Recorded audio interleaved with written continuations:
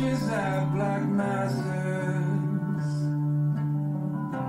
evil minds that plot destruction, sorcerer of death's construction, in the fields of bodies burning, as the war machine keeps turning. Death and hatred to mankind. Oh, you caught me doing my neck warm-ups there. I didn't quite have that time. But that's okay. How's everybody doing? Let's keep count of how many times my nose rings turned sideways during this episode. So before we light sage or anything, I have one more video to show you. Because I'm super excited about the guest, and I took time to make a video, so I'm showing off my 5-year-old skills.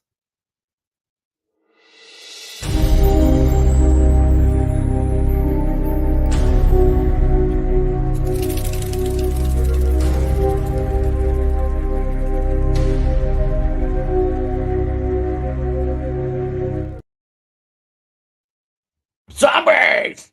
Ah! I bet you can't guess who my guest is. There's no way you're gonna guess. I mean, I know because I booked the show, but do you know? Did you check and all that? Let's look at some comments. Sunday. Yes, Tabitha, welcome. Hello, good person.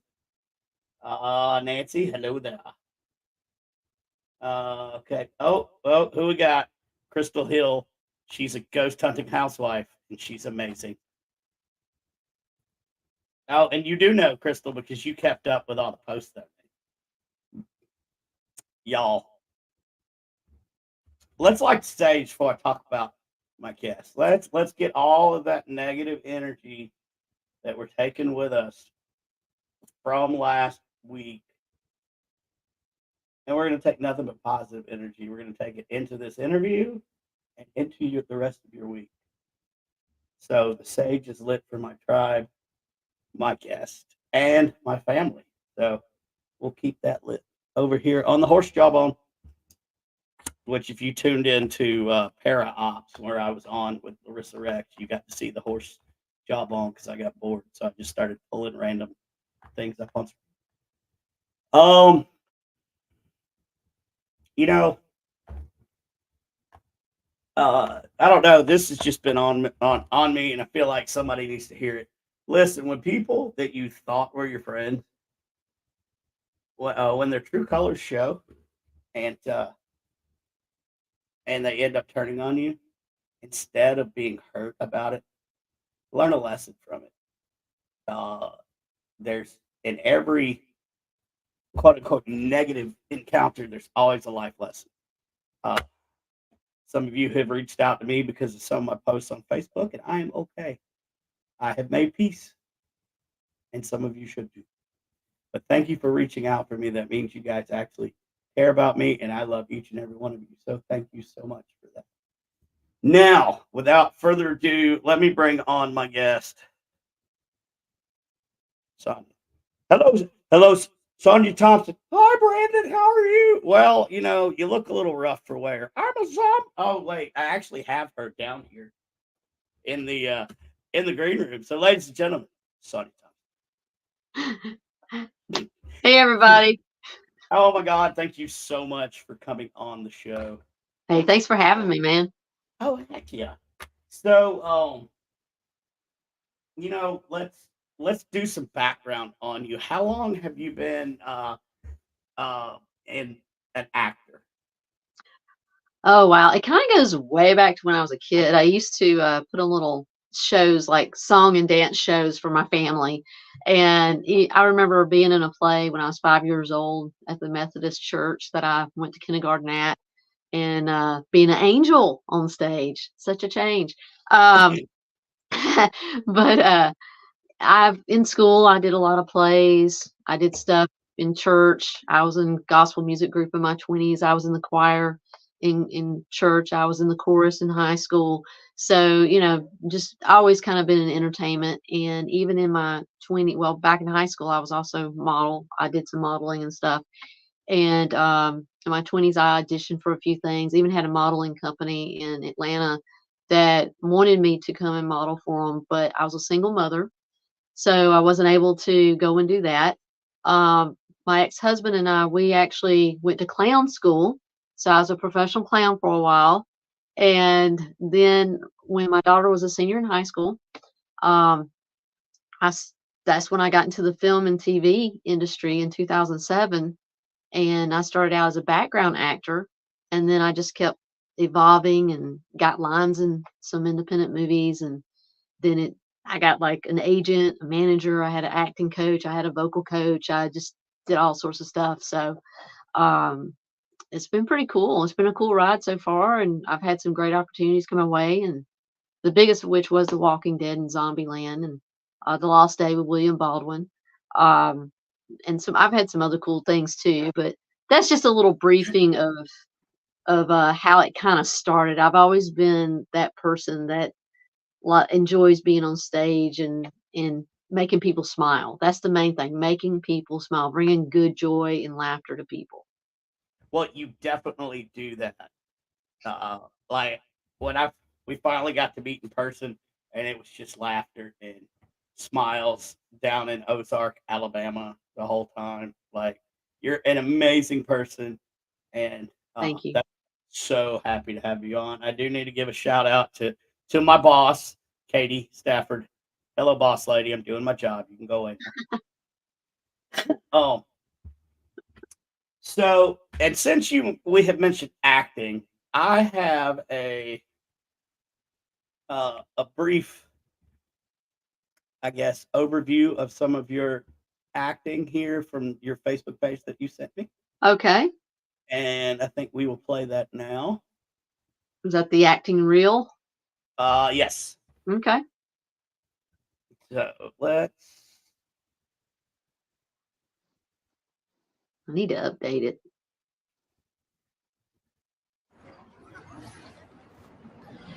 Can I use food stamps to buy a lottery ticket?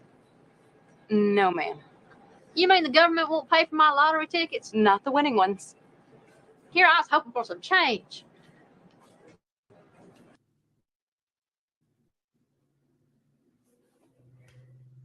This is goodbye, Jacob. You've lost both of your parents now. But losing me, that was your fault. When I leave here today, I am only going to have one son and one daughter. Goodbye, Jake.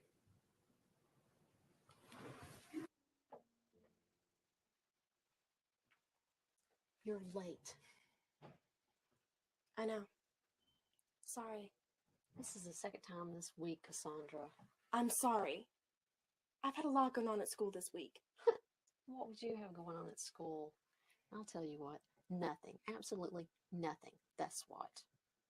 I've told you for 3 days I wanted you up in the attic cleaning. You have not been up there once. It's dusty up there and hard for me to breathe. Just another one of your piss poor excuses.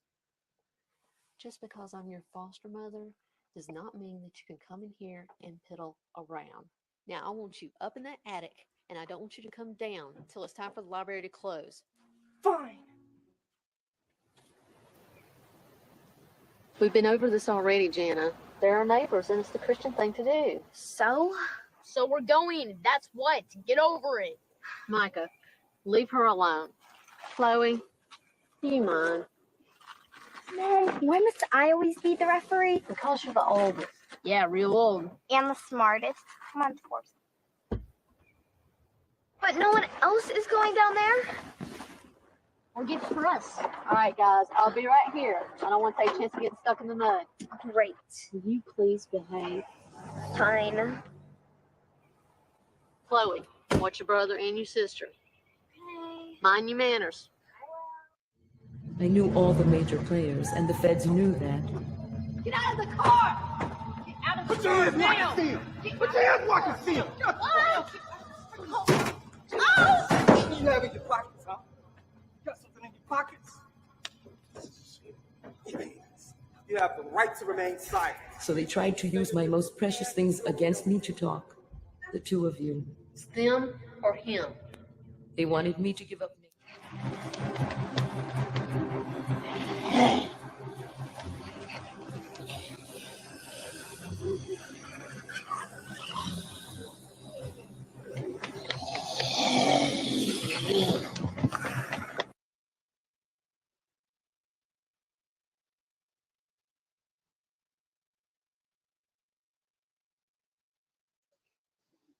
Awesome.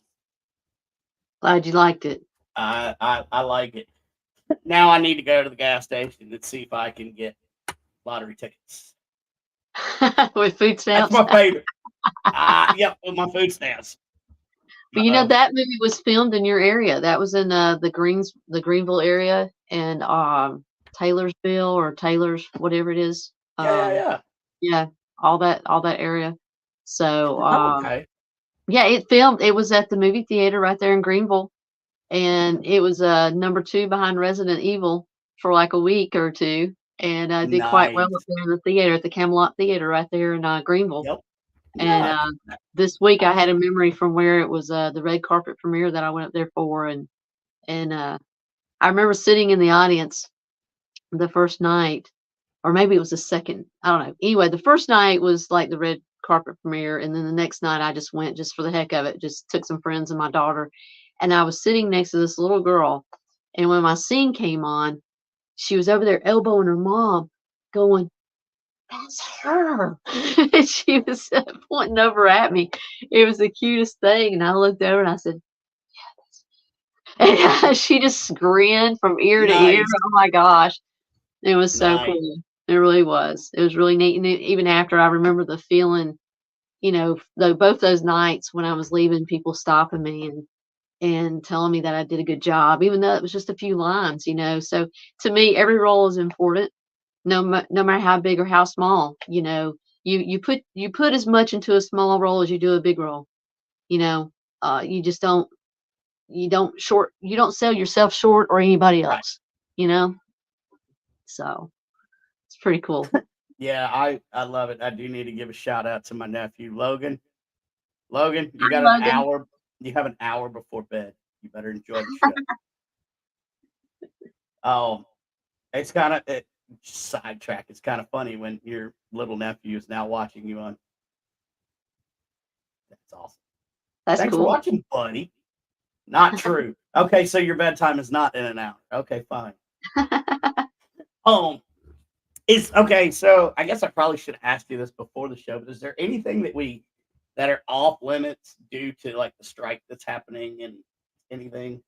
Well, I never did sign up with SAG, so Okay. I'm SAG eligible, but I never signed up with it. But I mean, we should be good. We should be good on it. I do stand Okay. with the strike. I mean, as far as I understand why it's being done, because there's a lot of things that that a lot of people don't understand with that, because my image is one of the most seen in the world for promotion of The Walking Dead. I got paid for the day. Yes, I did sign my rights away, but I don't get any residuals for my image being used on so many things and t-shirts and all that kind of stuff. Right. And that happens to a lot of actors and stuff. And also, like, if I do a movie for Netflix, I don't get any residuals off that. So, that's one of the reasons there's a strike, because there's a lot of things that are not fair, not right to the actors. And I know a lot of A-listers, well, not necessarily A-listers, but people that have been in some very big movies that have to have roommates out in LA just to survive, Right. because they don't get the residuals and proper income that they should be getting, for the movies that they've done. So, I agree with what's going on that. Yeah, I don't know enough to even comment, because I don't believe what I hear. Yeah. So, but I have talked to a lot of actors, and they're talking about the residuals and how the streaming platforms are not paying what they should, and I get it. But you know what worries me with the strike is what about all the grips and your camera people? Like, I mean, it's affecting it's the trickle down, and it's affecting a lot of people. So It really is. It's affecting everybody. I've got a lot of friends that are not working right now, but they are working on some non-union projects that are still filming and going on. The pay is not the same, but but some of them can't work on. If you're SAG, a lot of times you can't work on the non-union projects, so it's kind of like you're screwed. right. So I haven't talked to some of my friends on that, but I know a lot of them are not happy they're not working. So Well, hopefully it will all get resolved here soon, and we will have some uh new stuff to watch. absolutely. Same with the writers as well.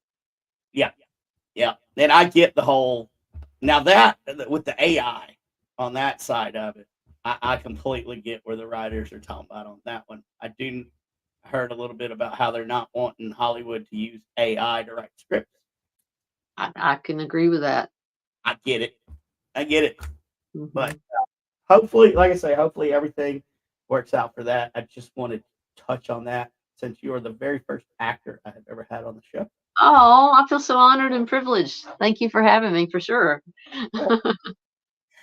um, so let's talk about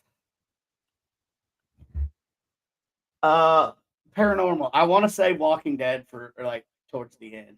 Okay, But, that's fine. That's cool. So I met you at a para Comic Con. Hmm. And then you had said that you'd done a couple of other paranormal events. Are you like into the paranormal, or I mean, do you enjoy investigating, or how does that work with you?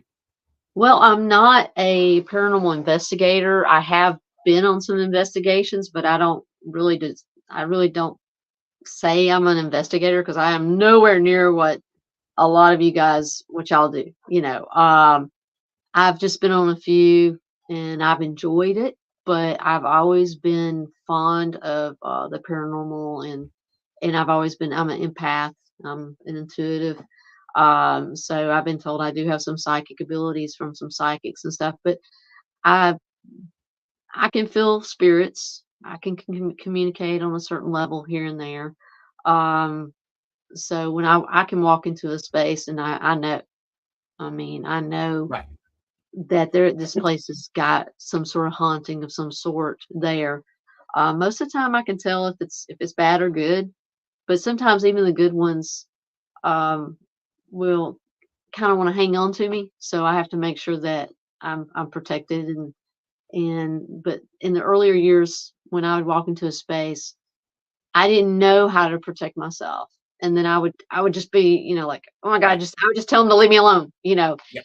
Um, but then I found out as the years have gone past, I found out different ways of protecting myself before I go into a space, or even if I'm in a space, how to protect myself, tell the spirits to leave me alone. That I'm not interested in talking to them. I'm not interested in, you know, them messing with me and stuff like that. And usually things are fine. So I enjoy it a lot more now. But my brother's house was haunted, and he had a paranormal team come in years ago, and I stayed over there for a little bit, but then I was like, "Oh, I ain't get out of here." So I didn't stay for the whole thing, but there was a lot of there's like a portal there, and so they had to do some major cleansing, and they had Right. some recordings of it coming through my brother, kind of like possessing him and coming through him, and he doesn't remember any of it, but they've got him on tape. And there was all sorts of things. My brother would communicate.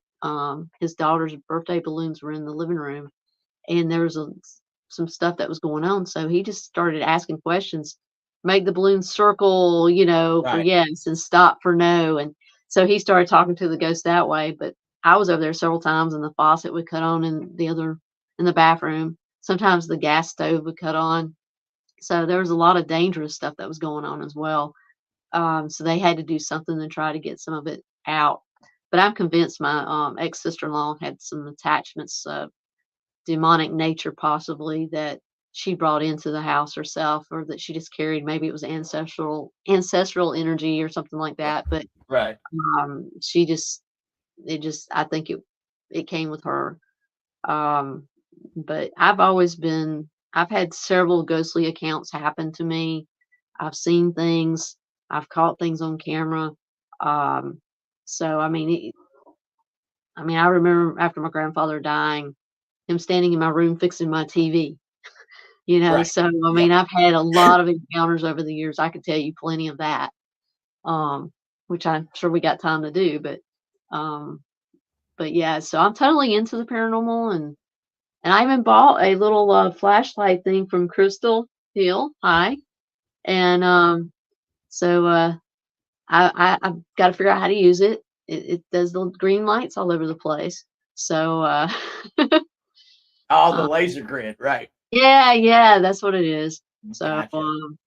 Yeah, I've got to learn to use that 'cause I've never used one before. So I'm kind of excited about doing that at some point.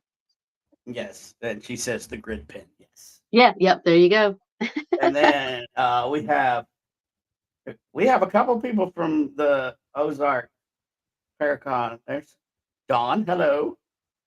She Cool. was down there. Yay, hi. Trying to look and just see to make sure I haven't missed anybody. Oh, and watching from our YouTube is KD Stafford, the man, the myth, the legend. Yeah. So, Cool. you're more famous than he is. He's only been on a TV show. I like you. He's like a C-list celebrity. You're definitely A-list. So, Okay. right. That's yeah. Or a Nobody. Z. Oh, he is. He's the Z. He's Well, the I Z. mean, I'm a zombie Z-lister. I see what you did there. Yeah. I see what you did there. And I can't stop staring at your background. I mean, how can you shower while you're about to be eaten by yourself? I know. That is so cool, though. And there's Larry. Rest in peace. He died last year of a heart attack. So, but yeah. But anyway, yeah, I miss him. He was my zombie husband. His wife. So were y'all like happy. in the afterlife when you became zombies? Were you still madly in love with your zombie husband? I can't say that I was. Yeah. So And mean, that's a shame. because in real life, he has a wife, so it's like she just Right. Called me the zombie wife because when she was not at conventions, she would give me permission to slap him around when he was misbehaving and stuff. So I kind of had fun doing that. So I took on the title really well, and Well, good. yeah, I ran with it. So he got hit a lot, and so smacked. It was good. It was good. Sure, why not? I sometimes I have to get smacked around a lot, and it's a guy thing, I guess.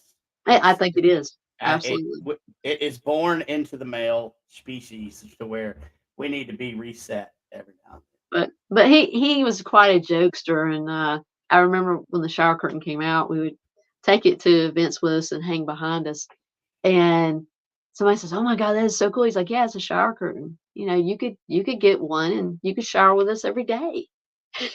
Right. And sometimes the big guys are like, "Well, I wouldn't mind showering with her, but I don't think I want to shower with you." That's awesome. Well played, fellas. Excuse me. And Greg Koss says he loves your doll, and a wonderful segue because I was getting there. So tell everybody about your dolls. Okay, well, I'm going to start from this time last year.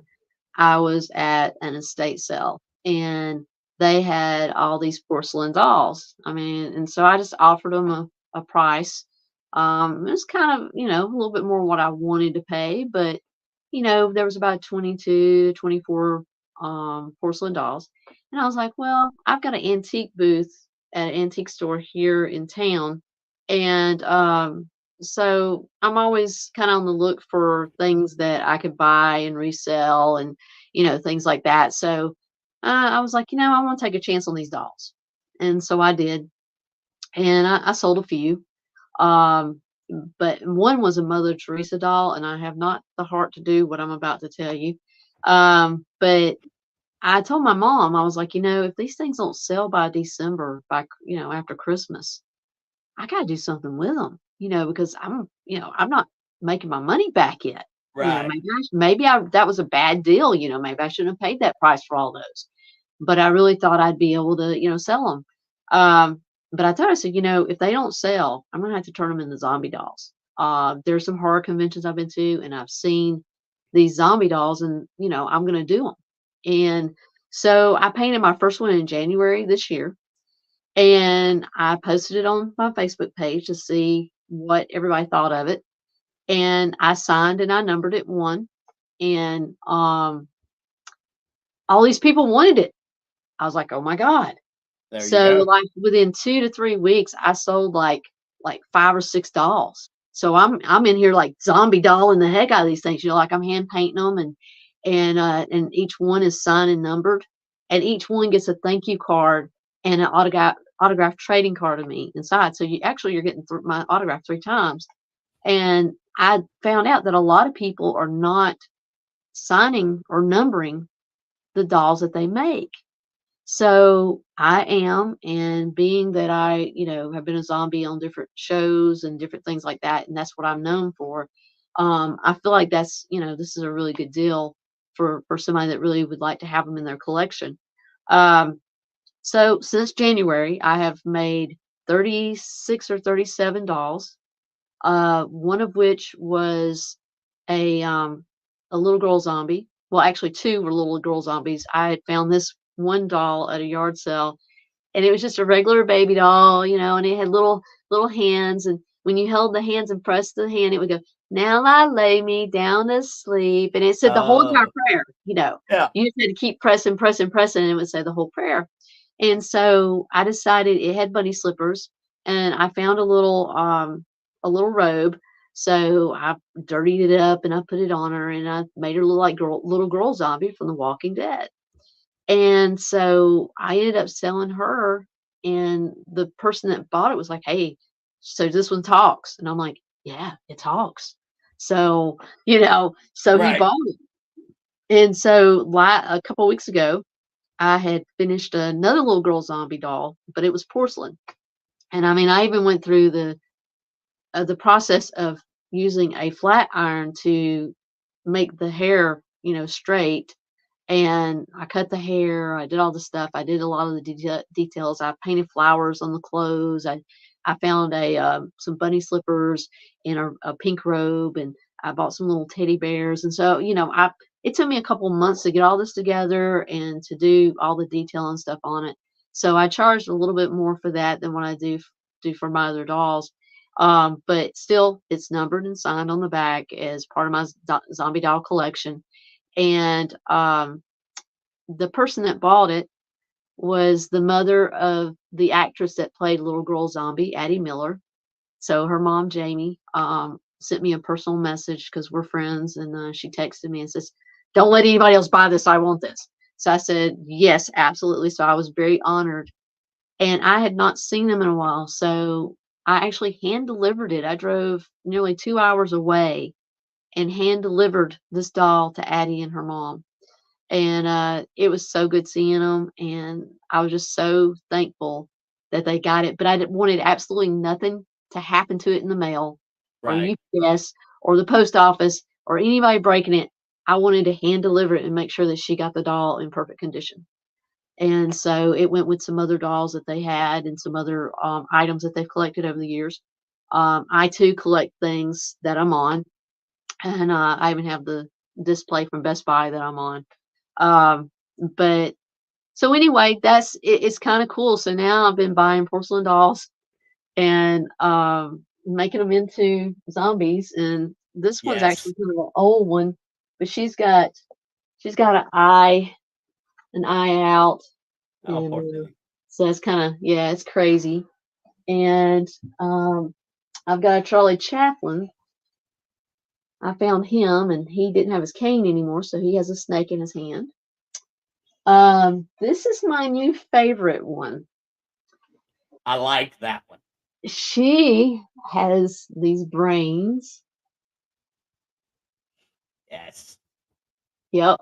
Yes. So I've done a few with brains, and I've been experimenting with different procedures and different things for that. So it takes a lot of time to do these, and so I paint their legs, I paint their arms, I paint So this is all hand painted. I seal them.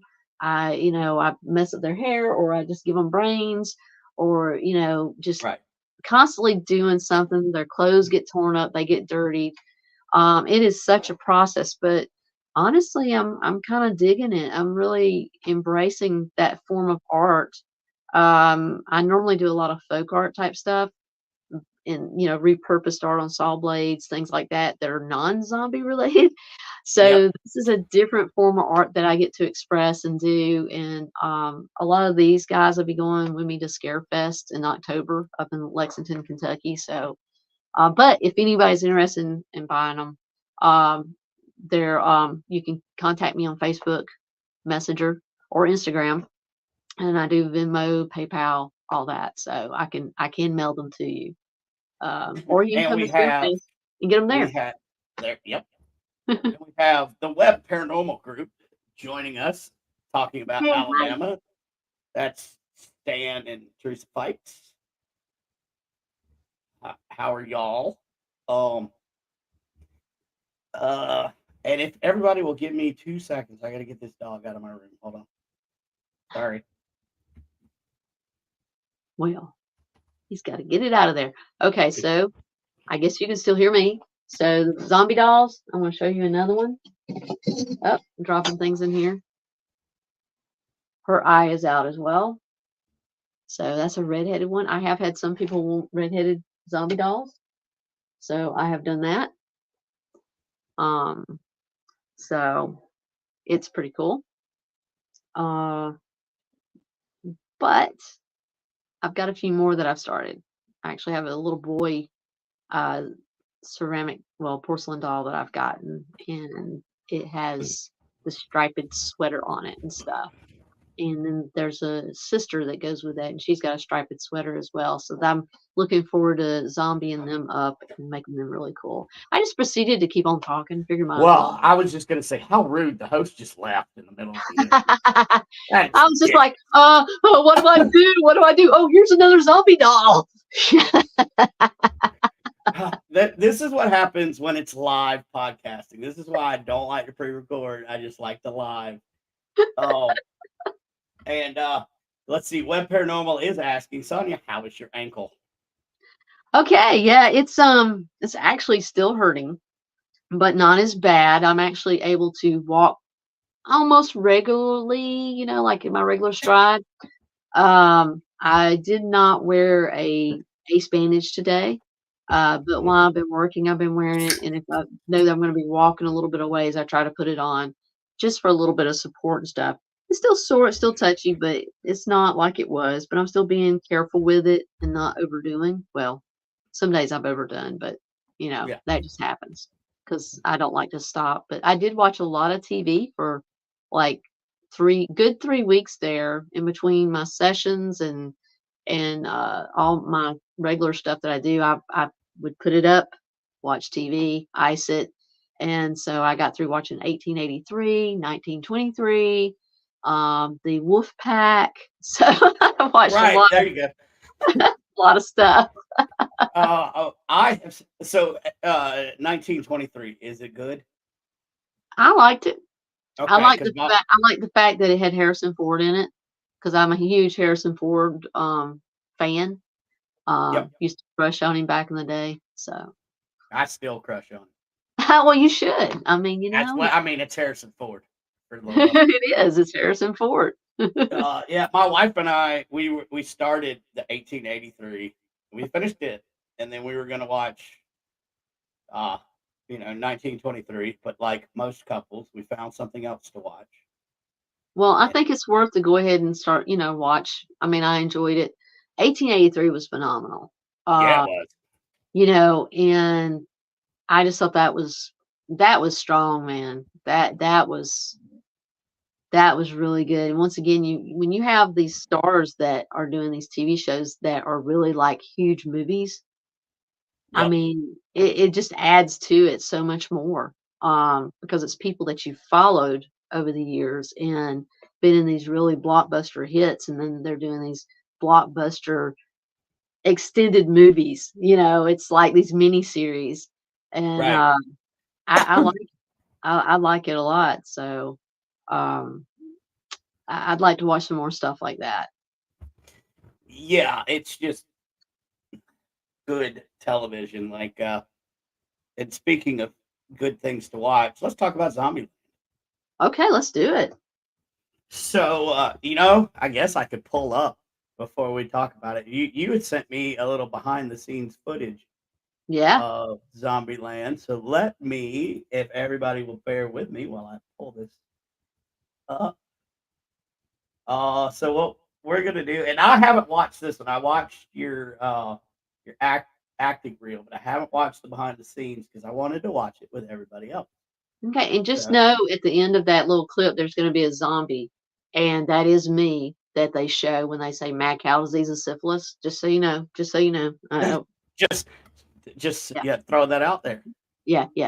Not many I people like can say they've been compared to those two things in one sentence, but I can.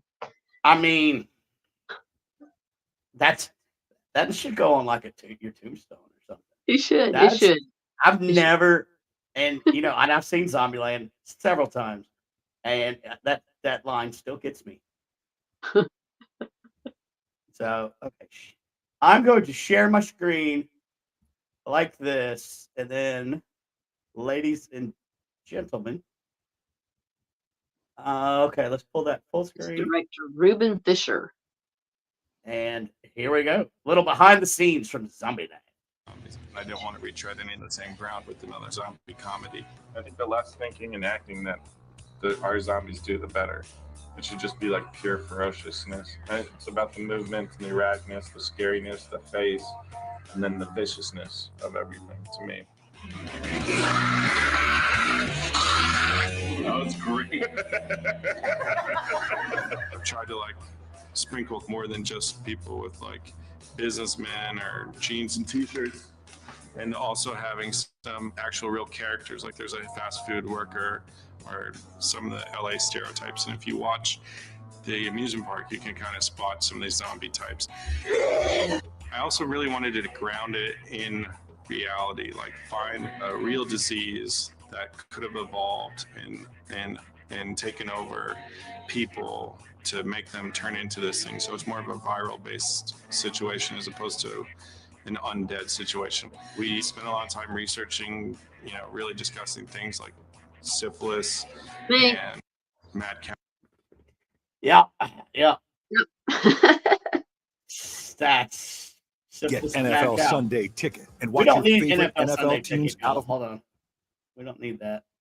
No, I don't watch them anymore. I don't have time. Yeah. Oh, so Zombieland, how was that to film? That was a really neat movie to work on. They had me go down to Valdosta, Georgia, at the amusement park down there. They had a location down there, and they had locked down, and so they paid me to come down. They paid my travel and everything, put me up in a hotel, and had me come down there to do the lunchroom lady zombie, which I had to audition for that. I had to audition for the lunchroom lady zombie, and that was kind of crazy because I get to the audition. I'm kind of backing up a little bit here, but I get to the audition for that, and there's these dancers and they're stretching and woman up and all this kind of stuff, and they're Right. like, so, what company did you dance with? I'm like, myself, because I did break dancing back in the 80s. I was a break dancer, and that's how I hurt my foot, was dancing. Luckily didn't break it. But anyway, yeah, so I was auditioning with these dancers. So they were looking for people that knew movement because they wanted the zombies to move certain ways. And so I got in there, and at the time, I can't do it as well as I used to now, but I could take and wrap my arm all the way around and touch the side of my face. And so I'm not going to do it. I can still do it, but I don't want to do it because then my neck will start hurting because I was in an auto Let's not do that. accident. Yeah. Yeah, I was in an auto accident like 8 years ago, so some things I can't do anymore. But anyway, so I utterly impressed the director, Dr. Reuben Fisher, and so I got the role. And so before I got sent down to Valdosta, they called 4 of us in, but I didn't know. The casting director says, "Hey, Sonny, they need you to come in and do some training." And I said, "Okay." So I showed up over there near Six Flags because they were renting an office over there, production office. And I get there and I'm like, "God, where's everybody at?" And I saw the casting director. I'm like, "Hey, Patrick, am I in the right place? Is there, where's everybody at?" "Oh, well, what they're wanting you to do is they want to develop a training video that all the actors have to watch." And so there was only myself and 3 others. And then also there's Ben Armstrong that owns Netherworld Haunted House in Atlanta. Yeah. So that was who you saw with the black hair and the, stuff, he'd come running at the camera there. So it was just us 4, him as our teacher, and then Reuben Fisher was sitting in there, kind of like telling us what he was looking for and stuff like that. And then a videographer. That was all that was there that day. And so that was a really, really neat experience to be able to sit there and hang out with the director and go over this stuff. I felt very important, and he made us feel very important. And he told us that we were very important for his project. This was his first debut of a movie because he usually did music videos. And so it was really cool being there and doing that. And so every zombie actor in Zombieland had to watch that training video to know how to move and do things in the movie. So that was really cool. I would love for them. I even talked to them about this at one time about possibly, releasing the training video when they do, if they do some sort of multi-release of Zombieland 1 and 2. I think it would be really cool if they released that training video with that, because it was a really neat video. And from what I hear from after it was, I never got to see it edited all together except for what was on the behind the scenes.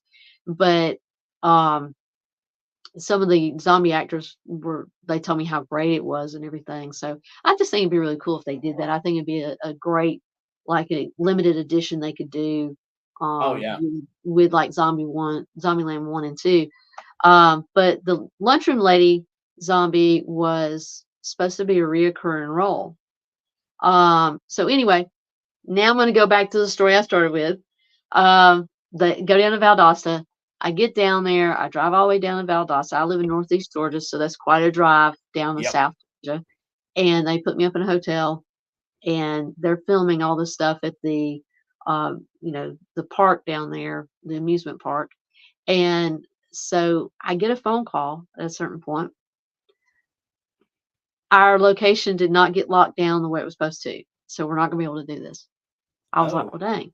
But I still got paid. I still got, got to stay in the hotel room, all this kind of stuff. So the next morning I got up and I headed back. But I was waiting there. I kept waiting. I kept waiting and waiting. Like, hey, I don't want to go to sleep too much here because they're going to call me any minute that the car's coming to get me and we're going to, go to set.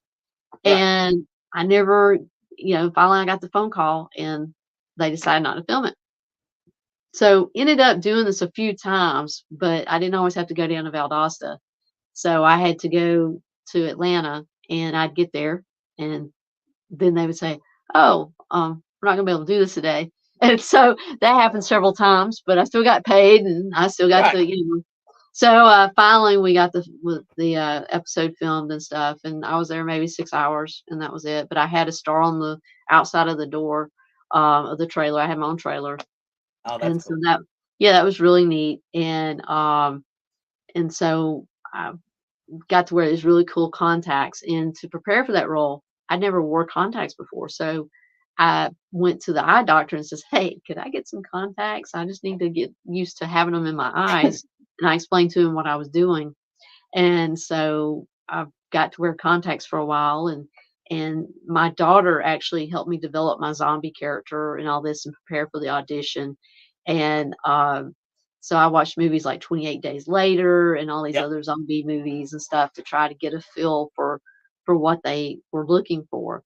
And so I did all that before my audition. And so after I got the role though, I prepared even by going to an eye doctor and getting eye contacts. And so the ones that we wore on Zombieland were like tunnel vision and they were smaller, but I could only see so far through them. I mean, it was really, you couldn't see to the sides or, anything. It was really Right. hard to see. And so we ended up filming the scene over at Lakewood amphitheater area over there in one of the warehouses. And so it was pretty cool, except for the guy that I was to take down, he would not fall.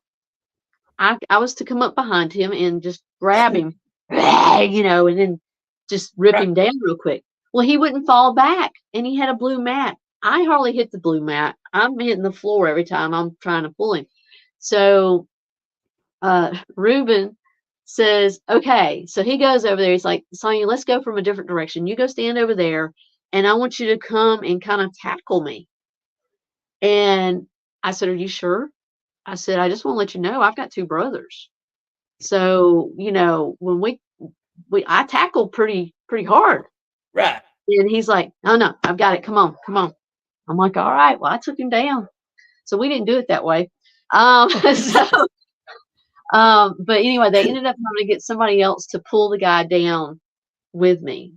And so that's how we still went from the back and pulled him down. But we tried it a few other ways and stuff, but that seemed to be the best one. But then in the actual scene, which is very unfortunate, my scene was actually deleted from the theatrical, premiere and all that. So it's in deleted scenes on the DVD, and it's called Ziploc Bags.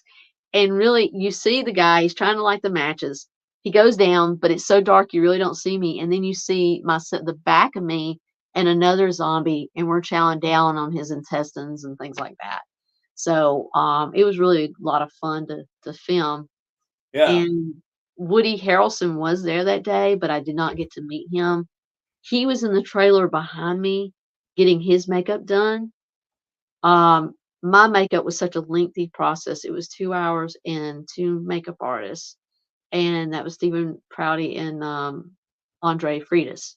And they both have won, awards for their makeup and stuff. They're both award-winning makeup artists, but they hand painted each teeth and all this kind of stuff. And I had all this stuff all over me and blood all in my hair.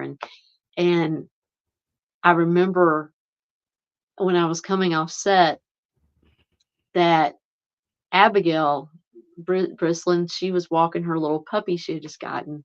And I love telling this story because I'm looking, I mean, you saw the picture there.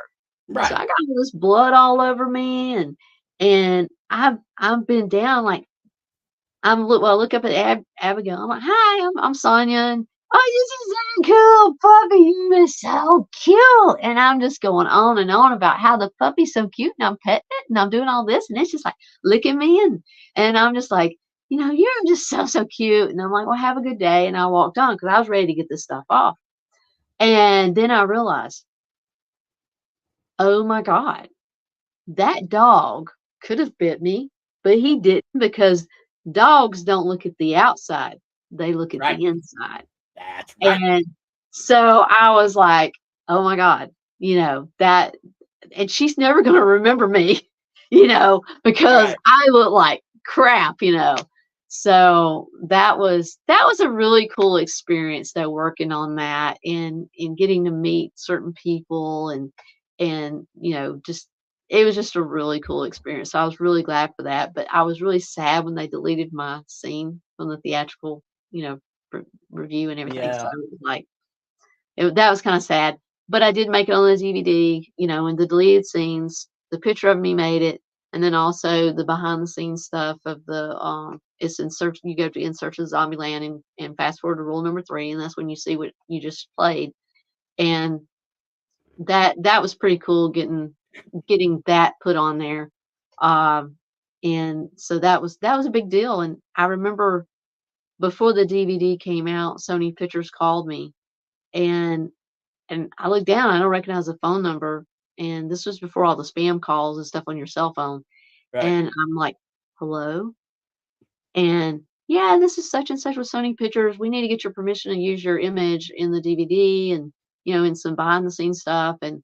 And they, like emailed me the picture and it just went from there. Then I had to sign all these forms and all these, things to Right. give them permission and all this kind of stuff. So excellent experience. I really enjoyed it very much so. They treated me very well in Zombieland. How was craft services? We have to ask. We got to know It, how craft. on Zombieland was really good. But the days I was there was always just very few people. You only had maybe two or three actors on set, and so every time it was always good. I just really enjoyed it, and the food. I mean, the food was really good on Zombieland. But I'll tell you, the best food was, well, actually, two movies that was really, the food was really good on. Well, I have to say three. Okay. Okay. The Joneses with Demi Moore was really good. She said whatever she ate, she wanted everybody else to eat. Fair enough. Okay. So we would have steak and pasta and stuff like that.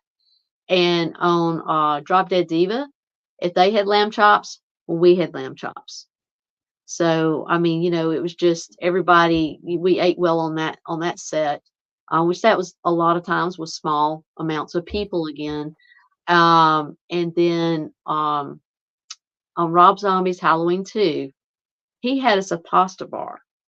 Oh. So we had this, shelf in there just cooking up everything and right in front of us and everything. We could tell him what we wanted in there and all that kind of stuff. And he had steak every time we worked on that one too. Except for, I think on the bigger, like I worked one day, I was an alive nurse and there was a lot of people there that day.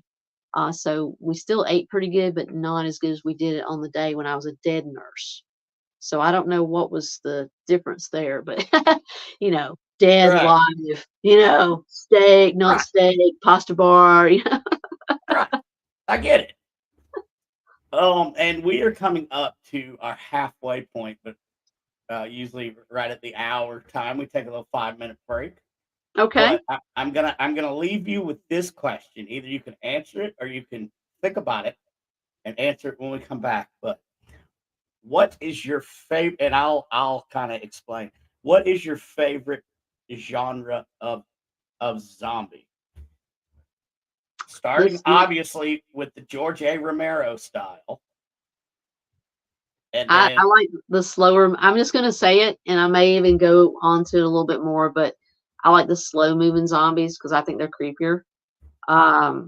Because the fast ones, I mean, they're just, it loses the pizzazz because they're moving so fast you can't see the details in the artwork that the masters have created on you, the SFX, the special effects Yeah. people. Because I like it when you're able to see those details that they've done. But that may be because I am a creative artist, I'm an artist myself. So right. Being able to see those types of things is pretty cool.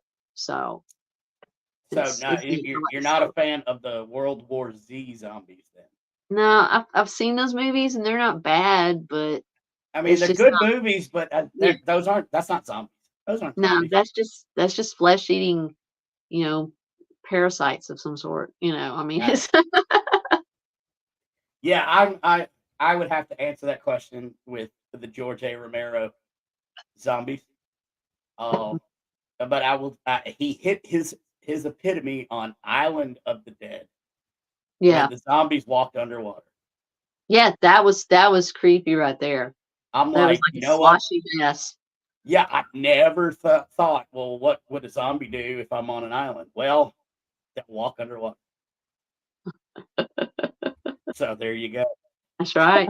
And we had to watch Romero during Zombie School of the Walking Dead. We watched Romero stuff and everything because they wanted the slower moving zombies.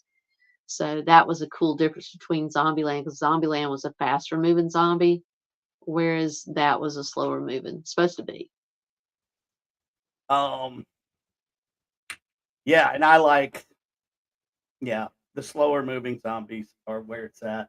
And I have KD Stafford. Dude, you own the network. If you want to come in, come in. You're my boss. He's a great guy. Hopefully he'll come in and you'll get to meet him. Okay. So guys, we will take a 5-minute break. Get your coffee, get your soda, get your adult beverage, eat a gummy, whatever you want to do. And then come back and join us as we continue with my very special guest, Sonya Thompson. So we will be back.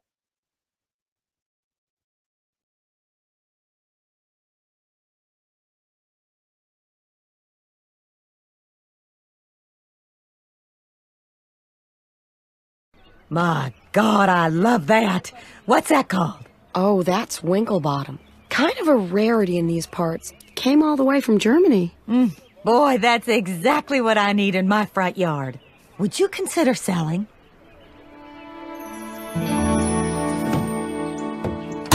Come on, let's get this in the ground before Hank gets home. Peggy Hill has found her calling card. Idiot.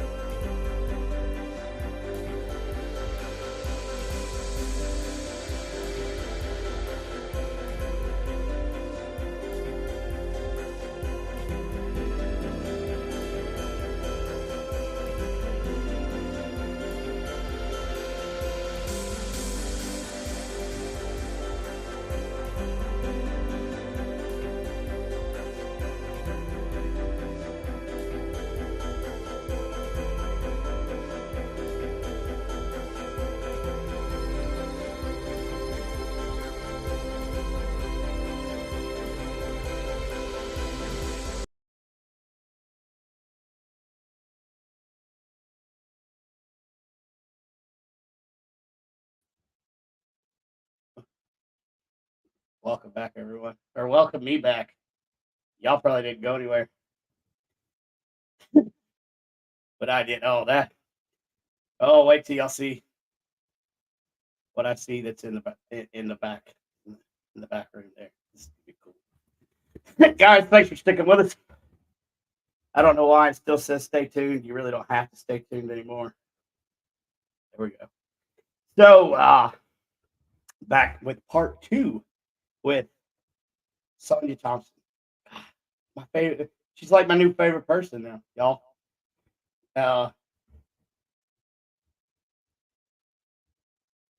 Sorry, brain fart. I don't have a producer, so I'm having to do this by myself. I'm a little slow. Sorry, guys. But here we go with Sonya. Hi, guys. I'm digging it.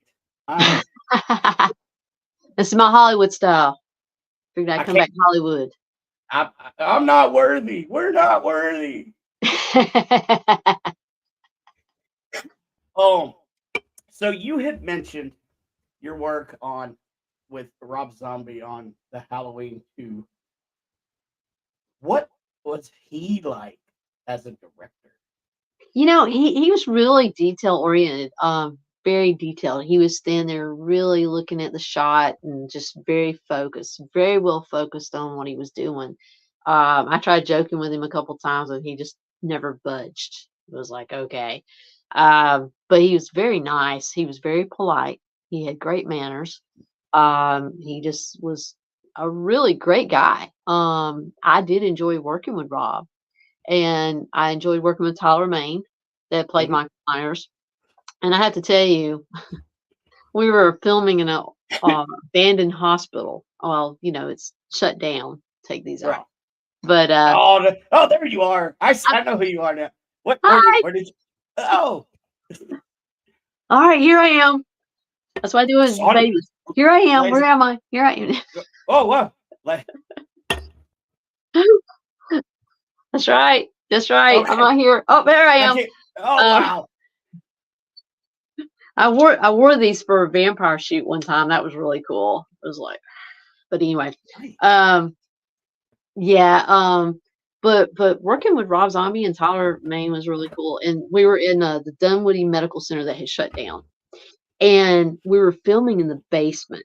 Now we were there. This was a 16-hour day. It was a long day, but we were filming in the basement, and they took about, I guess there's about maybe 7 of us, and they put us down in this pit, and they doused us with blood. They had a water hose, and they doused us with that water hose with blood, with fake blood down in this thing. So her character had to fall, Compton's character had to fall on top of us. I think it's Laura or Lori, whatever. And she had to climb out on the other side because Michael Myers was coming after her. So she's trying to get away. She got a broke leg, blah, blah, blah, you know. And I have to tell you, being in the basement of a hospital that is no longer a hospital, but you're in the basement and you know that morgue was in that basement. Right. So it's already, it's got the whole creep factor anyway. But you got to realize Tyler is like 7 foot almost. I mean, the guy is huge. He's a very tall man. Great guy, by the way, too. I mean, he's just a wonderful person. I really adore him. I love talking to him and seeing him every time I get to see him. But you could hear his footsteps upstairs vibrate, and it was like boom, boom, boom. And you're in the basement and you're hearing this. I was freaking out. Okay. I was scared. I was truly scared. I knew this was not, real stuff, that this was, make believe, it's film, but I was truly scared down in the basement of this medical center. And it stayed with me for a while because I was like, oh my God, he's coming to get us. He's coming to get us. And I just kept thinking about, what are we awakening in this hospital? Oh, yeah. I mean, and I did feel some spiritual presences, especially when he was going boom, boom, which that could just been me being creepy, but, creeped out by it. But I had already felt some stuff in there before we started filming all that. not so much the time before when I was there, but I was upstairs the time before on one of the hospital wings. Right. But this was downstairs in the basement, probably where the morgue was at. So it was just a different feel, different vibe down there. But Scout Taylor was so nice. Her boyfriend was there with her. He was like some rock star or something or whatever. I don't think they're together anymore. But anyway, he was nice too. But she actually came up to me toward the end of the day there and thanked me for hanging in there and staying so long and helping to get the scene complete. And that just stood with me a lot. Yeah. It stood with me a whole lot because she had enough respect and kindness in her heart for other actors to tell them thank you. And how many people actually take the time to do that? Here we've been Right. here this long day, and she took the time out to come and specifically come up to me and talk to me like that. And that just really, really just resonated very deeply with me as a person on a personal, connection with her. And she's going to be at Scarefest in October that I'm going to be at. And I'm looking forward to going and talking to her. I doubt she will remember me, but I'm gonna go talk to her. And I'm gonna remind her of that day and how much that meant to me that she did that. Um, so that was really cool. And when I was on Vampire Diaries, uh, the mayor's wife, um, she was nice on set that day, but then I worked with her on a commercial on another time, and she wasn't so nice. Oh, And I well, let her know. So, good. but I just in so many ways without actually when she tried to make it right, I think at some point in the day, but I just wasn't very. I don't like fake, and so that was interesting. Um, but yeah, so that was a cool movie to work on. H2 Rob Zombie's H2 Halloween 2. So um, I'm glad I was Yeah, a part of it. I was always wondered what he would be like as a director. It sounds he seems to be like just a cool, down to earth dude. I've met him at one of his concerts, but Cool. you don't really get to meet the real person. No. In that short of a time span. But I mean, he seemed pretty cool. I like his movies for the most part. I tell you, and I didn't know how I was going to feel about the Monsters, the remake of that. Um, I thought it was actually pretty good. I know his wife gets a lot of flack for, oh, she's got to be in everything. She's actually a good actress. I mean, for her to pull off Yeah. what she did in the Monsters, I mean, she did a phenomenal job because it was supposed to be over the top. Yep. And Grandpa, I do think that his hair was a little too much, and his mustache and stuff. I think that they could have toned that down a little bit closer to what it was on the original Munsters, because I love the Munsters more than I did I liked it better than Addams Family when Right. I was a kid growing up. Yeah. The Munsters was one of my favorite shows. So I didn't know how I was going to feel about it, but I actually liked the movie. And Mr. Roebuck, he did a great job of Grandpa. It's just I just felt like the hair was it was too accentuated or something. It was just too big. I don't know. It just kind of looked goofy to me. Yeah, but talking about Sherry, his wife, I mean, she is amazing in the I guess it would be the Devil's Reject trilogy. Yeah. House of a Thousand Corpses, Devil's Rejects, and then Three from Hell. She does an amazing job. But yeah, people, and I mean, why not? The dude loves his wife, and he's making movies. Why not put your wife in the freaking movies? Yeah, Whatever. I think she did. I think she does a good job. I mean, she's a good actress. I mean, Yeah. she does. It's hard to go over the top sometimes when they want you to go overboard with something. I mean, it's like it's sometimes hard to go to that level and pull that off. And I think that she pulls it off quite well. Yeah, I think so. She pulls off that shit crazy great. She really does. I mean, really yeah, does. it's amazing. So let's talk about probably what everybody has tuned in about. Let's talk about The Walking Dead. Okay, let's do it. Maybe they've heard of this small little series that was around for one season, maybe. If you haven't heard of The Walking Dead, then I'm going to need you to just come out from under that. Great, great show. You are a great zombie. But what was that process? I mean, what was that process like? Like, how did you get the part? And then how did you go from, all right, now I'm a zombie, to the zombie of the promotion world as far as Walking Dead? Well, so the same casting company that had gotten me the audition for Zombieland, they sent me an email and said, "Hey, you've been chosen to be a zombie in this TV show called The Walking Dead." And so I was like, "Okay, this is cool. This is really neat." Um, I've enjoyed doing I had done a zombie on an independent movie before Zombieland called Night of the Jackals. So I was like, "Okay, I'm digging this. I can do this." And so I showed up for zombie school, and in zombie school is like one huge audition. So what they did is they had you do certain things, and while you're doing those certain things, they're like, okay, we can use them for this scene and that scene, and so one of the things that I did was they had like 5 chairs and they had us sit down in them. And then they asked us to get up out of those chairs and zombie toward the whatever, Greg or whoever was standing there. And so everybody else, the other people, got up out of the chair and then went into their shamble. Me, I kind of fell and staggered up and over and out and just kept going with it. So that's how I got in the back seat in episode 4, in that scene, in season 1. And so that was, and Greg says, "You get an A+." He gave me A+ for doing that.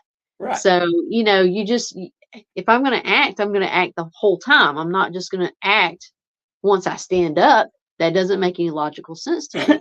Right. I'm gonna act the whole way up, because if you got to stay in character, And when they call action, you're in character. When they call cut, I stand up straight, which I always trip the PAs out. But yeah, that was pretty cool. So during zombie school, they like sized us for our shoes and our clothing and our eyes for, the ones that were going to be hero zombies. And I was chosen to be one of the 20 hero zombies for season 1. Well, out of that 20, they chose about 8 of us to be promotional models. And so the first day of filming with zombies was down in Fairburn, Georgia, and I was one of those zombies that was there, one of the walkers. And there's only what they want to do is bring some of their hero zombies in that day. And so that's when I met little girl zombie, and that's when I watched her get shot by Rick in real time, which was really cool. So I got to do that. And then the next following weekend was the downtown scene with the tank and all that kind of stuff. And I got to climb up on top of the tank and go after Rick. And so I got to do stunt work on that, because I had to climb up on these wooden boxes on the side of the tank to get up on top of it. Which I'd always wanted to do since I was a little girl, because my grandfather was a 7th ranked sergeant in the Army. And so he would take me to the bases and stuff, and I would see these tanks, and I always wanted to climb on them, but I couldn't. Yeah. So Right. it was like a dream come true for me. But yeah, so we I filmed 5 of the 6 episodes, season 1, and 4 episodes in season 2. But the process was, as a hero zombie, or well, anybody, you would go and get your clothes to wardrobe, and after you checked in, and then you would go and go to the makeup, get your makeup done, which would take an hour and a half to 2 hours, depending on what they needed to do to you that day. Some makeup processes were 3 to 4 hours. And then you would get your contacts in, and then you would sit and wait. But most of the time I was there, like, I don't know, maybe 4 o'clock in the morning, something like that. And because the hero zombies had to be there early enough to get everything going because of the process of the makeup. So most of the time I had breakfast there. They would have breakfast for us. And then the extras would show up about 2 hours later. And then they would start spraying their hands. They would have like an assembly line with the extras. So you just went down, one did the hands, one did the back of the neck, one did the mask or whatever. Or, if you were a deep background, you got a mask. If you were, what it was, the tiers of zombies was you had your hero zombies, your featured extras, then your regular extras, and then your deep background extras. Okay. So the deep background, most of them had on masks and they had a little bit of spray makeup. And then the extras had spray makeup, on their face and their arms and hands and stuff. The featured extras would have maybe 1 or 2 prosthetics. And most of the time they wouldn't put eye contacts in them, but occasionally they would. And then the hero zombies were, like myself, we had a lot of prosthetics and eye contacts and all that kind of stuff. There was only a couple of episodes that I did extra work on The Walking Dead. Most of the time I was a hero zombie. But after the second, and if I'm rambling too much, I'm sorry. No, you're good. I start jumping around. I'm like, oh my God, and this and this and this. I'm loving it. I love it. So, but they chose 8 of us to come in and do promotional modeling. And so we came in. Now, it could have been 9. It was 8 or 9 of us. And so they brought us in. And that was really cool being in the studio and seeing the horse hanging, from season, from the right there at the tank that was Chase. You see the horse just kind of hanging out in there. It's like a full size horse, just hanging out and on this little stand thing that they had. And they had built part of the tank in there in the studio because that day they were going to film the zombie inside the tank where Rick goes inside and he comes at him and stuff, which that was Sam Whitner that played in Being Human. But anyway, Sam was actually there that day because they were filming that scene. And he looked kind of familiar to me, but I didn't know who he was, and Being Human had not came out yet. And so I sat down next to him at lunch and had a little bit of small talked to him a little bit. And then later when Being Human came on, I'm like, how do I know this guy? I've worked with this guy before. And then finally I was like, oh my God, that's the guy that was in this tank that day. So that was really cool. But that was a great day of modeling for the camera. I think I was like number 2 to go into the photography room and have my shots done. They wanted us to be animated and so we're going to be moving the whole time. And I imagined myself, I used my breakdancing skills. And then also I imagined from Jurassic Park, the little reptars, they had the little short arms, and they were like going like this. So that, I did like the claw thing. I'm like, okay, I'm a reptar, and then I incorporated my like my break dance and stuff, my locking and popping and stuff. So I'm like, so you'll see me in those poses in those pictures that were used promotionally. And after I've got done with my photography shoot, I walk back and everybody's like, so what did you do? And I'm like, oh, they just wanted us to move around, be animated. I didn't tell them what I did because I was like, I am not telling them my secret, Exactly. And so everybody, but I didn't want to do, it wasn't so much as sharing my secret as to what I did. It's just everybody needed to be their own individual person because we didn't know what they were going to be wanting or, how they were going to be used in the photos and stuff like that. And so everybody needed to have their own flair. They needed to have their own way of doing it. And so, and then they went from those photos, and that's how Larry and I got put together in these photos. This photo behind me, there was only 4 of us used in the comic book issue number 75 with the main cast. And I was one of those 4 that was with the main cast in comic book issue 75. That's awesome. So, which is really, I think, a great honor. So they loved the images. As I was leaving that day from the studio, Frank Darabont was out there, and he was sitting there smoking a cigar. And he goes, "You!" you were phenomenal. You were so good. I really like your zombie. And I'm like, really? I said, I thought I had overdone the zombie. You can never overdo the zombie. You were really good. And then he talked about me for like 15 minutes, how great I was and how he appreciated everything I had done and all this kind of stuff. Frank Darabont is a phenomenal person. And not just because he was giving me my praises like he was, but he's just a really, even on set, he was very into it. He was visual. He would come and say, I need you to do this. And he would actually show us what he wanted us to do. And he is just a really great director and great person to work with. And that day I started feeling a little awkward because we were talking so much about me. And I was like, well, I hate to, break up this conversation, but it's so nice talking to you. Thank you for all your kind comments and your kind words. But I really need to get on the road and get home. So I excused myself politely and I left. But I will never forget that. Once again, another person that is so iconic to movies in the industry, and they showed so much kindness to me and praise and was appreciative of what I was doing for them. And it was just really neat. And we had other conversations and stuff too, but that was just it really made me feel really good about my skills and what I had put into it. But that's what landed me on all the magazine covers, because they did love what I did in the pictures. And so I don't think that I am the most seen person, but I am one of the most seen in the world for promotion of The Walking Dead. And I'm on posters, t-shirts, DVD covers, just, magazine covers. I was on the Cover Entertainment Weekly.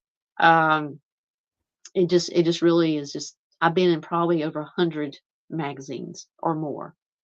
People have tattooed me on themselves, and that's weird. But anyway, it's still kind of cool. It is cool. Yeah.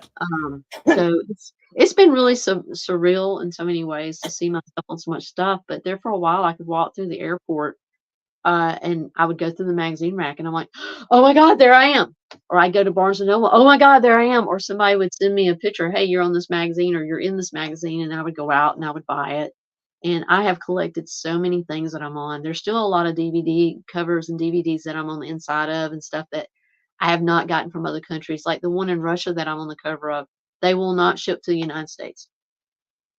So, yes, that kind of sucks. But there's a lot of things that I would like to have that I'm on and I've not gotten. Greg gave me a few things. He gave me a t-shirt from San Diego Comic-Con and some little things and stuff that was really cool. But there's a lot of hot, long days. One of the questions or one of the things people say to me sometimes is, I bet you had so much fun. Oh no. It was a lot of hard work. And in the Georgia, and just like in South Carolina, it's hot and humid. And when you've got a heat index of 105 and you've got all that stuff on, oh no, it is not fun. And you're there 16 hours. Oh no, it is not fun. Not fun at all. Yeah, I can imagine. Because I drove past, I guess, where they had the Terminus set. Yeah. And it's in the middle of summer because there's a camp called Camp Southern Ground that's right not far from there, and they help veterans with PTSD. So we were driving by, and it was in the middle of the summer, and I stopped. And I'm like, if it was this hot when they were filming, they were miserable. Yeah. And it was completely miserable. And it's not like dressing up for Halloween and then it is too hot or it's rainy or it's cold or whatever. And you're like, I gotta go home and get out of this. Nope. Or you get in your car and you get out of it, because you don't want to wear it no more. You need to get warm, or you need to get, get it off because you're burning up. It's not the same, because you got to keep that shit on, Yeah. You can't, until they tell you that you're done, you got to keep it on. And those eye contacts, the ones on The Walking Dead were full on scleros. So Those really hurt my eyes. And here's a little known fact, and I completely sympathize with the scleras. I have an eye condition, and I actually have to wear scleras. Like I'm wearing scleras now, and I get it. Sometimes they're just horrible. So Yeah, I mean they're the devil to wear. I was gonna see if I had a. Let's see. Let's see if I can. I don't know if you can see this or not. But you can see the eye contacts a little bit in there, yeah, I guess. I But like you can see it really good on your background back there on the shower. yeah, that's true. That's true. Here we go. Yep. So a lot of times people think that a lot of that is CGI, but it's all makeup. It really is. So that was in. I have dry eyes, so wearing the contacts really dried my eyes out. On Zombieland, they would come like every few minutes and put eye drops in. You didn't get that on The Walking Dead. You had to beg for them to put drops in, And so it's like, dude, just give me the eye drops. I'll keep them in my pocket somewhere or whatever, and I'll put them in when I need them. But sometimes they stayed in longer than what they were supposed to, and they would get dirt in there and stuff. Like when we were reaching up for the fire escape in episode 2, after I took a body shot from Rick in that one, it was like all that dust and stuff from everybody's clothing, and Right. it just would get in your eyes, and it really was bothersome. So it was just not. It really bothered my eyes a lot. My eyes would have a hard time for weeks after, and working on it every week made it harder. Yeah, that's what I was gonna say. If I get something in my eyes, if I don't get the contact out in time, my eyes are red for a week. So I can only imagine. But I did find out a really cool behind the scenes thing about was it Terminus, where they had like it was the subdivision. Alexandra. So what I found out is the people that lived it, actually lived there in the neighborhood. The ones that weren't being filmed would put candy on their front porch, so that if the actor would walk over and get the candy, and if an actor stepped 1 foot on their lawn, they got $1,000. So they would put out candies and stuff, and I was like, smart. It's like luring them in. Yes, like come here, Rick, and have a Hershey. What's their favorite candy? Oh, I like Reese cups. Oh, follow the trail. Right, exactly. So, what was it like? Okay, first of all, well, let me cover this. You said hero zombie, and I have never in my entire life put those two words together, hero and zombie. So, well, that's what's on my paperwork and everything. Is hero zombie, or hero. So, are you a hero for the zombies? Is that how that works? I don't know, but I could be. I think you are. Where's my cape? Right. Yes. So what was it like? Because Rick shot your zombie. Were y'all were you on the same soundstage when this happened? We were downtown on location in an alleyway off Marietta Street, not far from where the tank was at. It was actually not far from where the car was at that I got out of the back seat of. Okay. And so I was kind of first out of the gate chasing them to the fire escape, and so Rick turns around and he shoots, and I took a body shot right there in the shoulder, and then got back up and chased them on over to the fire escape. So that in season 1 I had the same green cardigan and dress on pretty much the whole entire season. So that was kind of crazy. Same shoe. Well, I think one time I had different shoes on toward the end at the CDC, but anyway, that was about it. And then season 2, they had given my shoes to somebody else, and I had brought some old shoes with me, and they let me wear those. So since those were my shoes, they went back home with me, so I still have those. Oh, that's cool. Yeah. So when your character got shot, was there any squib work? not on that. Because it was such a distant shot, I just did my shoulder back, and they probably might have done some CGI or something. And then I had already. What's so crazy is I had already filmed the scene in the car like the week before, and Michelle that directed that, she's like, Sonya, don't get killed. You've just been in this. We don't need that to be deleted. She didn't want the scene she directed to be deleted. So she's like, don't get killed in this episode, okay? I'm like, all right, I'm just gonna take a body shot. Don't worry. Yeah, so, right. Don't worry about me. Yeah. So that was pretty funny when she said that. And so anyway, that was really cool.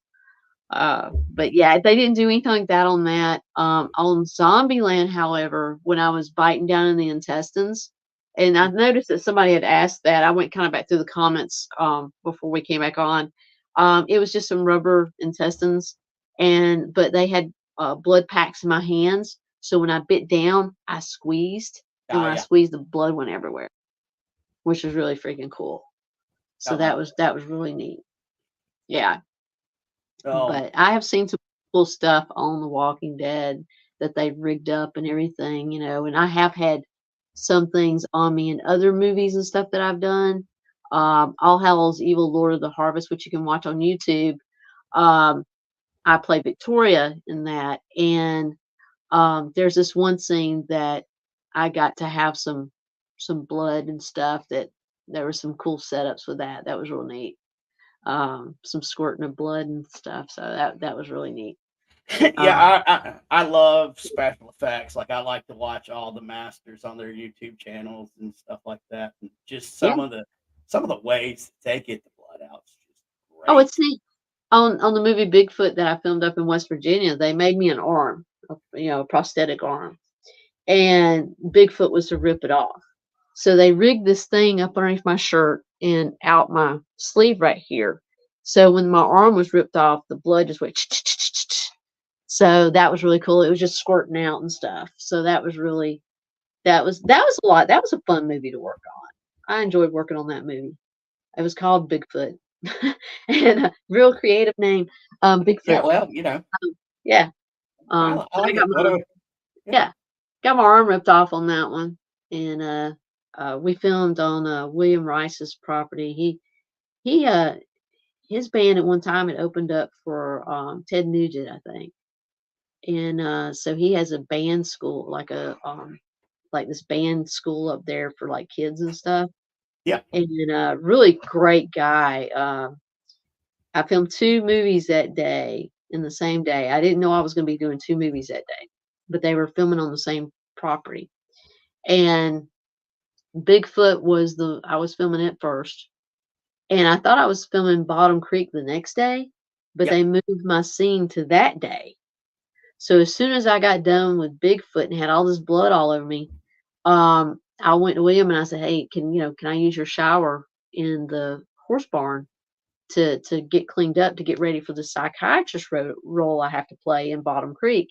And he said, yeah. So I got to, use his place down there and do that. And then we filmed in his horse barn for the movie Bottom Creek, which is actually a pretty good movie. It's a little independent movie as well. And in the beginning, it kind of opens up with me being the psychiatrist in the movie. So it was, I like it. I like the movie a lot. I really do. It's I think it's on Amazon. But anywho, I know I got away from The Walking Dead. I apologize, but I get to thinking about other stuff. I'm like, oh yeah, we did this and this. But yeah, I love the special effects stuff, and I've got to work with some really awesome special effects makeup artists over the years. Renanda Anderson was the very first person to do zombie makeup on me, and she went on later to do Abraham Lincoln versus Zombies, that film down in Savannah. So she did that, and she got a lot of recognition for that, and she's just done a whole bunch of stuff. She worked with me on the TV show Sid Roth's at Supernatural, and I was in 2 episodes of that. And so there's a lot of really great people in the movie industry in this area, even up in South Carolina. We had filmed The Lost Day, which was the working title was called Chronology, and that was filmed in Greenville and all the surrounding areas up there. So that was really neat working with William Baldwin and Danny Trejo on that one. How's Danny Trejo? He is such a nice guy. He is just very down to earth, very humble, and he didn't mind talking to me, and he just was just to find out his story, and I know he's told his story probably a zillion times, kind of like I've told my story of how long does the makeup process take? Oh, Right. an hour and a half to 2 hours. Oh, I bet you had a good time. What's your weapon of choice? If there's a zombie apocalypse, well, it's a long sword because you can run out of bullets. What's your Right, zombie right. plan of action? I mean, all these things, and I ended up putting some of that in a book called "I'm Zombie, Hear Me Roar," or "Hear Me Snarl." I'm Zombie, Hear Me Snarl, because I was just like, I'm gonna put in this book the most asked questions. And, just if I could just record it, I would just press the play button. So I guess, but even with that, being said, he has no problem telling you his story all over again. I mean, he's just a really great guy. And the person I loved the most was John James. He played Jack Cole. I think it was Jack or Jeff Colby on the original Dynasty. And he was a favorite person that I enjoyed working with and talking to on set. He was really nice. So, I mean, Billy Baldwin was nice too. But it was just in Scott Hamm from General Hospital, Patrick Burnett, all Johnny Alonso, just a great cast. It really is. If you've not seen it, it's worth watching, I think. I have not, but I'm writing down all these. Like, I got to see your arm get ripped off, and then I've got the Bigfoot movie, yeah. The Bigfoot. That movie's kind of a trilogy. Like, it's got 2 comedy shorts and then a horror short. And Jim Kurt from Night of the Living Dead, I think it is. He was Helicopter Zombie, I believe. Yeah, Yep. He's in that. And he and I did a movie last year called Zero, and he and I played husband and wife. And it's a zombie movie, but neither one of us are zombies. So I thought that was kind of clever that we were playing, like real roles in it. Well, not real roles, but like human non-zombie roles in a zombie movie. I thought that was a nice twist that the director did. So Yeah, I find, and like the older I get, the more I enjoy the indie films. Like the very first real indie film that I ever watched several years ago, it had Henry Rollins in it, and he played the Angel of Death, and it was only like 20 minutes, but it was amazing. And I'm like, okay, what else am I missing? So, no, I might have, because I ramble so much and I get off topic.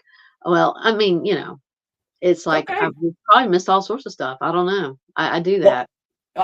No, but it's fun. I mean, it's okay. This is what we do on this show. We all board the train together. The train goes off the track, and then we just all like party like Lord of the Flies around. So that's kind of how the show goes. Sometimes I talk too much, so I apologize. I get so passionate about telling everybody about everything. I'm like, oh, and this happened. Oh, and this happened. And I love sharing my stories with people and letting them know about stuff. Well, and I like it because it makes my job as the talk show host easy. I've had some where I've had to pull questions like teeth. And then I've had some like this one where it just goes smooth and we just let the train run. So I'm thoroughly enjoying this. And KD, if you're still watching, I've sent you the link like 4 times, bro. Like, you own the network. Get on the show. Get on the show. Come on board. He's a movie and TV show connoisseur. So cool. I'm trying to see. I saw some questions. Oh, here's one from James Brady, Dark 30 Paranormal. Sonya, where did you film in West Virginia? Oh my gosh, I cannot even remember now.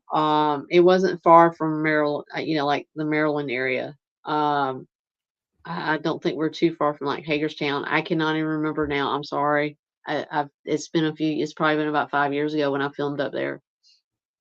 I do apologize. It's okay. The only reason I even asked this question is so he'll leave me alone later. Oh goodness. Yeah, I went to his house and ate yesterday, so now I don't Did you need really? anything. I did. That's my buddy. Dark Okay. 30 Paranormal. Thank you, James. Even though they just got back from Bert Kreischer, seeing him live. Ah. I want to take my shirt off and make money. Anyway. Go for it, man.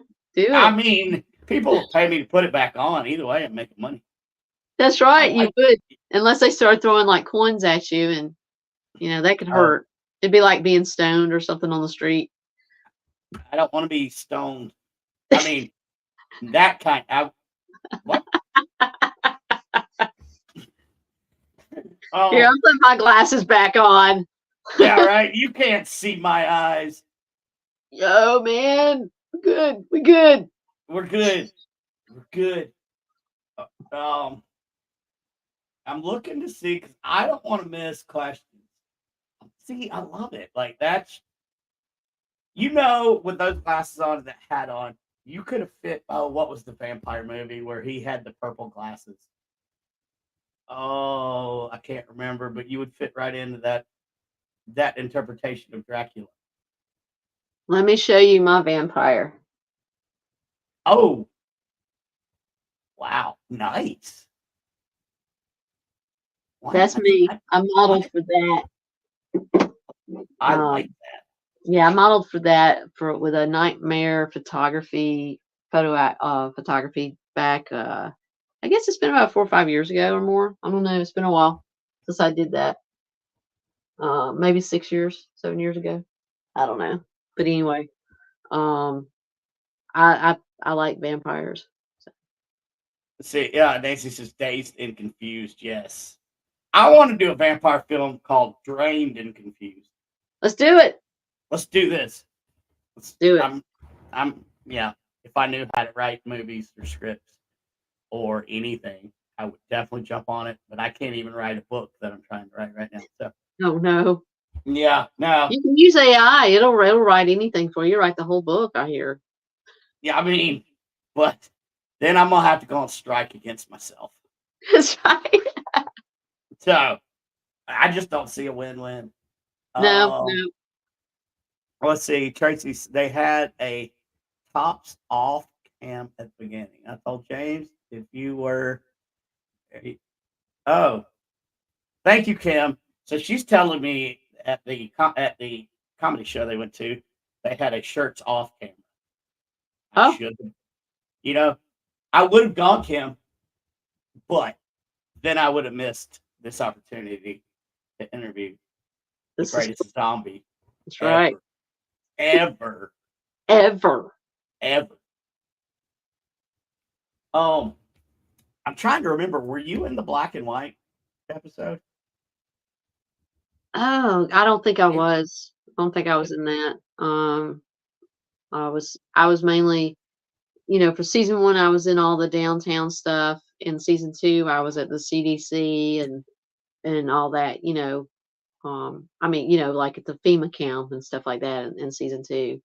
I was like the only female military walker in season 2, episode 2 and 3.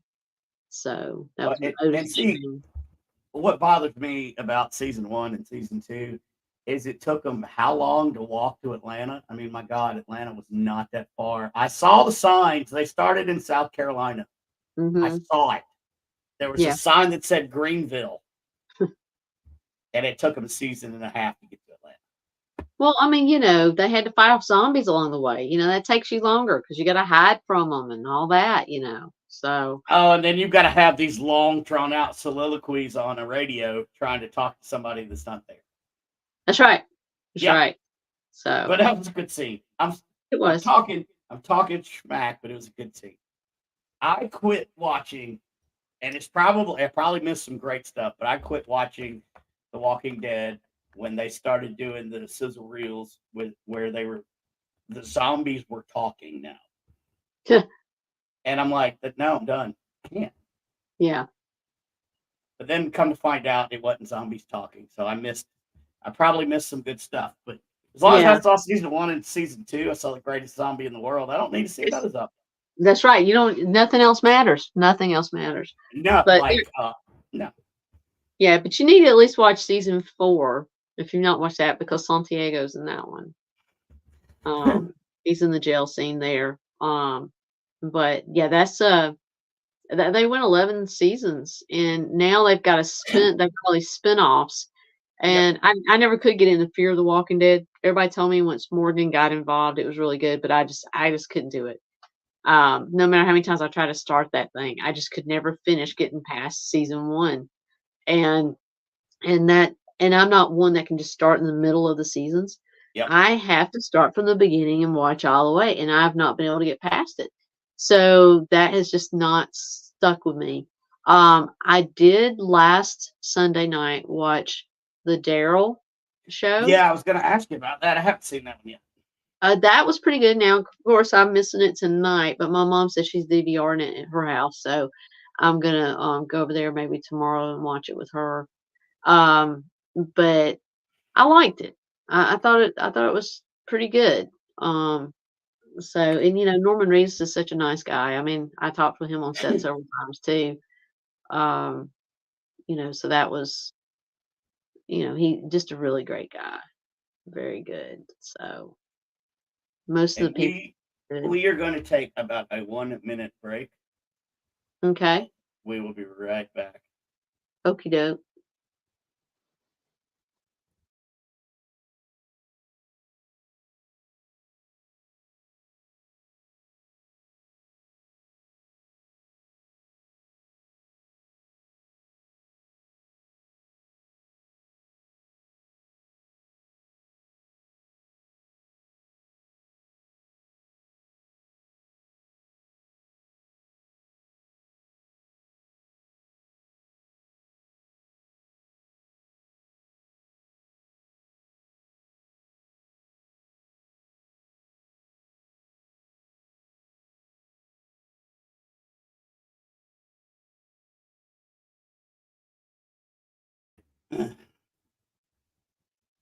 Y'all, I apologize. My sinuses are just killing me, and I didn't want to cough. Ragweed. I'm telling you, definitely some kind of weed. Yeah, ragweed's been getting me crazy the past 2 weeks. And I just felt like a sneeze fit coming on, and I really did not feel like sneezing into my microphone and letting you all hear it. Yeah, that wouldn't have been good.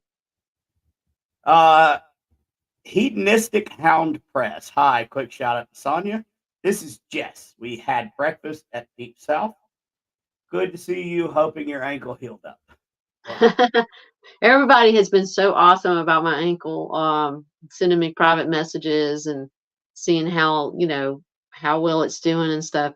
It is doing it's better. I'm able to walk kind of normally now, but I still can't overdo. I'm not taking like long strolls right now. I'm not hiking in the woods doing things I want to do. It's still sore.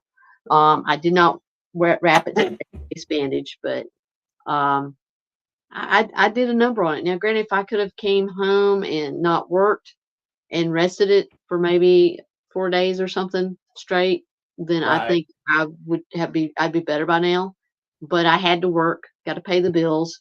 So I was up on it a good bit, and it swelled a good bit here and there. So I had used my hiking stick quite a few days. Well, for the rest of the week anyway. Thank God I had that in the car. So thank God there was a shaman there that laid hands on it too. That was magnificent. Who was that? Who was that weird gnome looking fella? I don't know, but it was good. It was good. And I had a psychic medium there that helped me. I had a paramedic. Paramedic was on hand, and a demonologist was there. Yeah, I mean, just in case your ankle got possessed. I know. So I mean, I really had. I was I was telling people the story. I said, "Yeah, there's a demonologist there," and they looked at me funny. They're like, well, what did they do? I said, well, they spoke the demon out of it. I didn't have any problems with that. I mean, I just, I didn't know why it happened. So I wanted to make sure that it wasn't possessed, Right. You never know. It takes them a while, but Right. Especially when you get hurt dancing to Boots with the Fur. Boots with the fur. The whole club is looking at her. But anyway. Looking at her hurt her ankle. Yep, they did. I think that's about the time it, said that. So yeah. Well, yeah, it was just acting. That's right. Yes. I was just going with the flow. It said Boots with the fur, and then the whole club was looking at her, and so I made it happen. You did. And I did it good. Well, I mean, my God, if you're going to do it right. There was a movie I had a co-starring role in that we filmed up in Nashville, and I was up there for like 3 months. And Louise Mandrell, her property was, we used her house for base camp, for hair, makeup, wardrobe, all that. And wonderful person. Oh my God, the most down to earth blessing of a person you could ever meet is Louise Mandrell. And so, hanging out there and by her pool and just talking with her, she was just such a nice lady. But I did my stunt work on that too, and there's mosquitoes and ticks on the property and everything else because we were out on location and stuff. But and now I've forgotten where I was going to go with that. But it was a really neat movie. But oh, I know what I was going to say. The last scene we filmed up at Reelfoot Lake, which is in the northwestern part of Tennessee, below Kentucky there, and that was made by like this earthquake back many times years ago. And it's got like all these eagles that fly over you, and it's just really a lot of Indian mounds up there, very spiritual area. And they wanted us to walk on these Indian mounds and stuff for part of the scenes, and I was so weirded out by that. But there's all these dragonflies, all this kind of stuff. But 3 days before we filmed on that, I was in a very bad car accident, and I had all these bruises and stuff on me, and I couldn't hardly walk. I mean, it was worse than what I was going through with this foot, and I was bruised from head to toe. And I mean, they had to pry my dad and I out of the vehicle. I mean, it was really bad, really bad car wreck. The CRV was totaled, but it was all smashed in on us. But we had that one scene left, and it hurt going up there, but I had to act like I wasn't hurt in that movie to finish that movie out. And then there was another guy, he had shoulder rotator cuff surgery, and so he was like this. So during the scenes, he's got his arm out of his sling, and he's trying to act like it doesn't hurt. And he and I are on all these pain meds, trying to make sure that we can get through these scenes and stuff. But I had to rest a lot and stuff. But I remember having to try to act like I was not hurt. And oh my God, it was the most painful thing I have ever done in my life. And I know that it hindered my, trying to get better probably. Right. But we did it. He and I both did it, and everything. But when it came to makeup, they had to cover the bruises for some of the scenes. But then there was these scenes where I had done my stunt work earlier in the movie. And so what they did was they just used my real bruises. I had all these bruises on my face and, and on my arms and stuff like that. And they just used the real bruises and just added a few extras and stuff to it. But that was just so, oh my God, I was in so much pain. And, but you do what you have to do to get that scene out and to get it done, because we needed to get it done. And that movie is called Lava, it's LWA, All Saints Eve. And it's on Amazon and iTunes and all that, so you can watch it there. But it was a pretty cool little movie. It was based in New Orleans and on a swamp tour. And, there's a tree wolf and all this kind of stuff. Rick Prince from Sci-Fi's Face Off. He was one of the makeup artists and stuff on there, and he wrote and directed it. And then there was Steve Tolan and Eddie, and Woolley and all these other special effects makeup people that were on Face Off that were a part of it as well. And some of them were over my stunts, and some of them were, made this tree wolf and did these awesome special effects in this movie. It was really cool. But you do what you got to do, and you get the job done. But it was rough. It was very rough. But if you watch the movie and you know that tidbit, you will see that I'm struggling. You will see my bruises. You will notice them because now you know. Right. I might watch that tonight. Yeah, it was pretty. might I have think to. it was pretty good. The audio was a little off. We had to go back in and do some ADR work on it. Same thing on the movie Prosper. Prosper's a good movie too. That was one of the clips in the acting reel. And Little Girl Zombie was one of my daughters in that. She was the oldest. And then Blake Cooper, the little boy that played my son in that, he was Chuck on Maze Runner. Oh, wow. Yeah. Okay. Yep.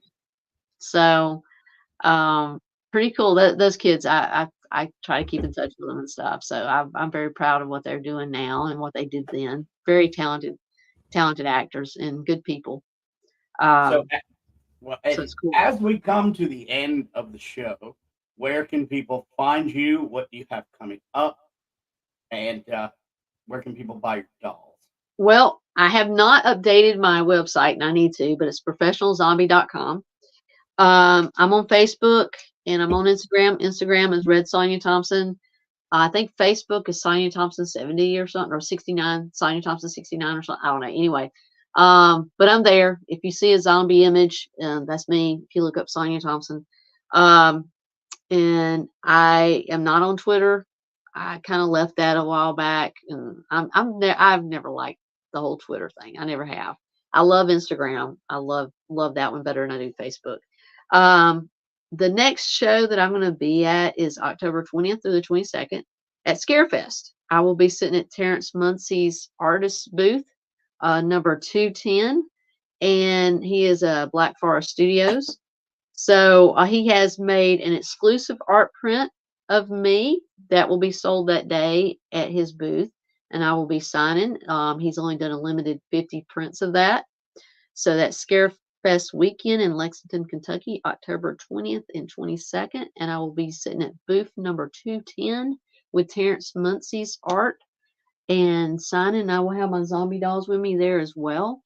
But the print is really cool and it's an exclusive, so you don't want to miss out on that. I really don't have a lot of stuff lined. I've kind of stopped doing as many shows as I was doing. But I'm just kind of chilling out, enjoying life right now, going hiking and kayaking and doing fun stuff. So I haven't been doing as many shows. But that's not to say that some others might not come up between now and then. So anywho, that's really it. I mean, Facebook and Instagram are the two best ways to get me. Like I say, my website is professionalzombie.com. So you can look me up there as well. And if you don't get to see her at Scarefest, maybe you can wait until March when there's this Paracon called the Haunting at the Mill Paracon, and maybe you'll get to see her there. That's right. Yep. And it will be her and Santiago Cirillo. So, mainly just her. I'll talk to Santi. Speaking of Santiago, tune in next week where my guest is going to be Santiago Cirillo. Awesome. We're back to back. I like that. I figured I would do like a zombie or a Walking Dead intro into the month of October to kick off the October. And guys, y'all are going to need to watch in October. I may or may not have some real life vampires from New Orleans, and some other things that are going to be exciting. Awesome. Thank you so much for coming on. I enjoyed this. I really wanted to get you on because I want to share you with everybody, all of my family, because you're such an awesome person. that I wanted to share you with everybody that's viewing. Such an amazing interview. Thank you. Well, thank you for having me on. I enjoyed it tremendously. I really knew the 2 hours would fly by, because there's been so many interviews that were 30 minutes or 45 minutes or 50 minutes or an hour. And sometimes we only got to a certain point and then that was it. So I was glad that it was 2 hours, and I tried to fill in with some of my other work that wasn't just zombie related. So I hope that was okay. I hope everybody enjoyed that. And like I said, I enjoy sharing my talents and my stories with people. And you are a phenomenal person, and all of these people that supported in the chat room here and watching and stuff, I appreciate you guys too. And I think the world of every fan is important. Without the fans, we wouldn't have the shows. Okay. So 100%. I say it all the time. If it wasn't for my tribe that tunes in, I would just be sitting here talking to a computer screen. Exactly. So it's all about that, So I appreciate you having me on. I really do. Thank you so much. It's a blessing. Yeah, and for those of you who was hoping KD was going to come on, I've sent him the link like 4 times. I'm not going to hold my show for the boss, just because you own the network, think you can come in whenever you want to. Anyway, so there's a saying that I use to close my show. Hopefully it'll mean something to you, Sonya. I always say that it's not about surviving the storm, but it's how you dance in the rain that matters. So each and every person that has tuned in, thank you so much. Please continue watching. And Mike, I see you, buddy. I see you. Wah wah kumquat, Mike. Wah wah kumquat. That's a long story.